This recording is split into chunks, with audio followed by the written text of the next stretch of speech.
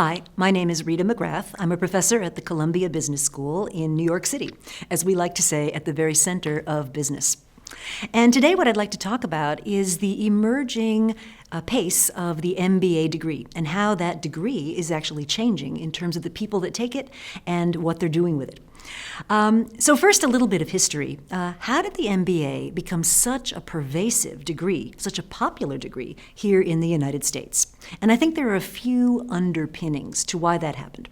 Firstly, if you look at financial services as a percentage of all U.S. economic activity throughout the 70s, 80s, and into the 90s, the growth in the MBA program really tracked the growth of financial services as a proportion of our total economy. Therefore, a lot of MBAs went into financial services.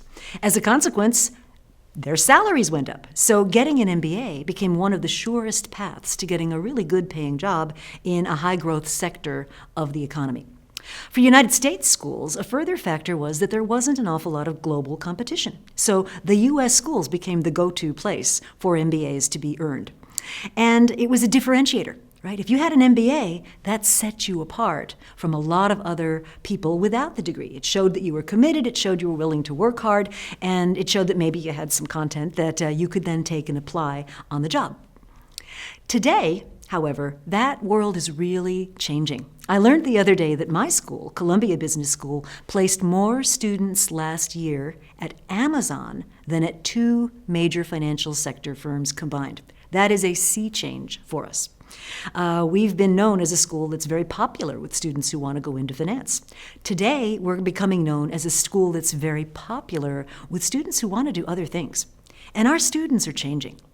A lot of them are coming to Columbia because they want more than money. They want meaning. And they see belonging to an MBA network, belonging to that set of people that's wanting similar things is a great way to do that.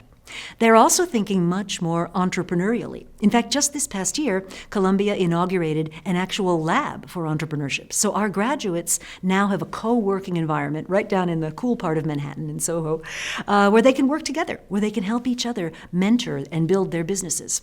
And we're diversifying very much away from a pure focus on financial services. So what are all the implications of this for our students? I think what we're seeing is a real increase in social interest. So they want to be part of social ventures. They want to be something that has meaning. They want to do something that they feel changes the world in a positive way.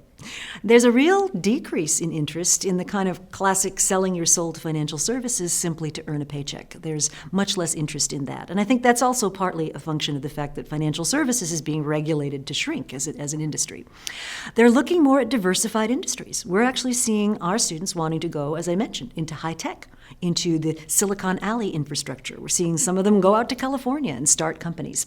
And I think business school is becoming more and more about the network. And the network is increasingly vibrant, increasingly inclusive, and increasingly interesting. So I think it's going to be very interesting to see how business schools evolve into these new areas.